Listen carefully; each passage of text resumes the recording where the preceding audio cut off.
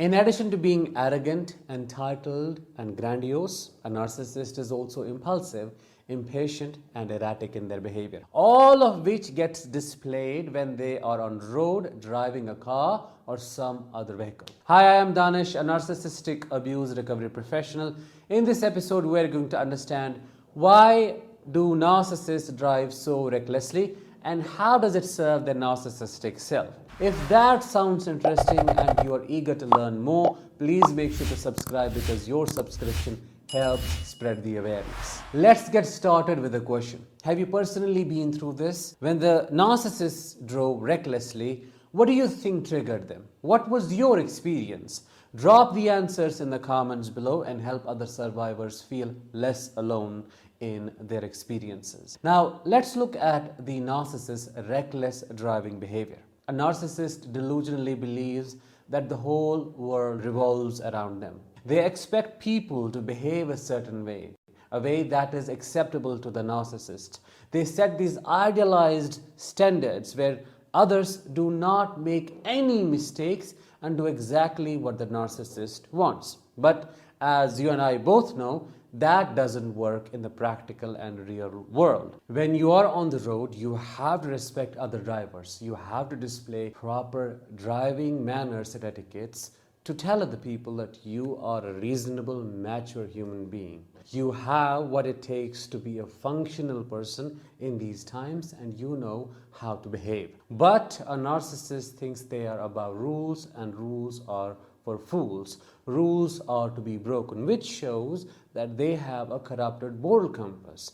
Their moral code is skewed, it's distorted, and it has been created, made, sorted in a way that only serves one person, which is the narcissist. They honk their horns, they shout obscenities, they cut people off without caring how it impacts them. They drive in whatever direction they want to show other drivers that they are braver and more superior driver who knows more. They swerve and change the lanes whenever they want to. They do not respect the signals. When it is a green signal, they always see it as a pass. Even if there is an old person walking by and needs a couple of seconds, they get really mad.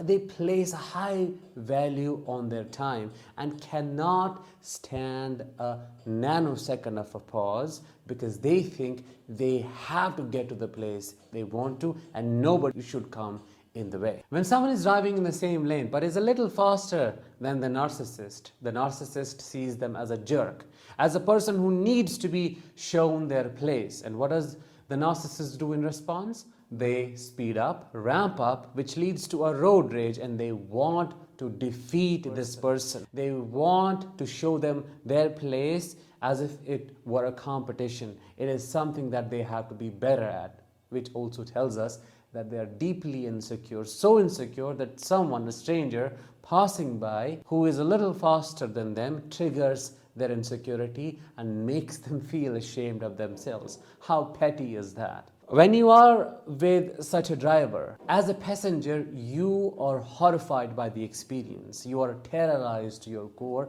because you know, as a sane person, this can lead to a horrible outcome, an accident that can break you, paralyze you, that can cause a huge loss financially or otherwise. But they do not foresee or do not want to foresee the consequences. They do not think for what is to come. What they need is instant gratification. So that is also what drives their need to drive faster and drive recklessly. Talking more about breaking the rules, they drive cars that are not legal for the road just to get attention because they want to be under the limelight. So if they drive a car that is not for the road, they would be stopped, they would be asked questions, and that gives them validation. You know, a narcissist needs supply, positive or negative, they need it because that is what matters for them. The other aspect that we need to look at when talking about reckless driving behavior of a narcissist is their aggression.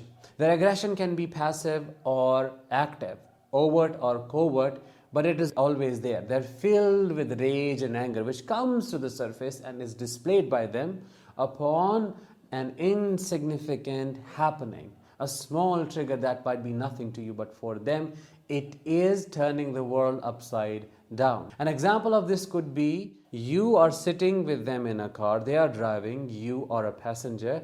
Now you happen to change the song because you don't like what is playing now. That to a narcissist is a matter of life and death. It is the ego injury they can't accept you have inflicted them with. It is a violation. You have embarrassed them. You have ashamed them. How dare you? And now you ought to be punished.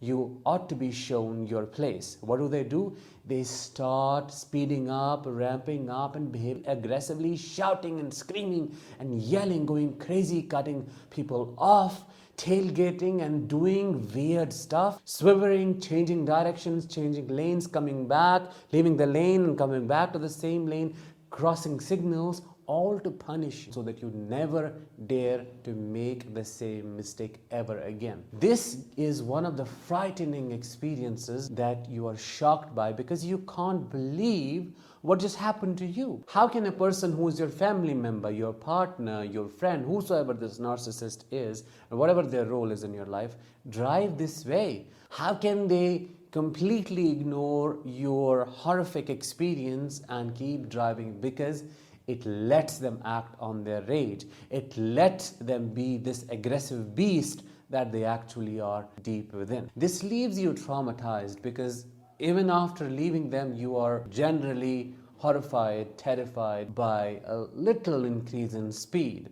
You are constantly ruminating about the same event for weeks after it has happened because you still can't seem to accept that it happened to you, and that is how they behave. Their reckless driving behavior is all about covering up their insecurities, defeating others because they see this as a competition. It is all about their arrogance, entitlement, grandiosity, impatience, the need for instant gratification, instant behavior, erratic behavior, and impulsivity. It has nothing to do with the bravado they display to the world. Quite the opposite, they are a weakling because they have to puff up and come across as this person who drives fast, who drives recklessly, breaks the rules, and it's his or her dominion. They want to assert control when they have zero control over themselves or over their life. So this is a helpless attempt at trying to make it work for them when nothing is actually working. Keeping that in mind, you need to understand that their recklessness is not just displayed in the way they drive, it is displayed in all the arenas and aspects of their life. It is who they actually are in their core. I hope you found this episode insightful. If you did, please let me know in the comments. Let me know how it validated your experiences.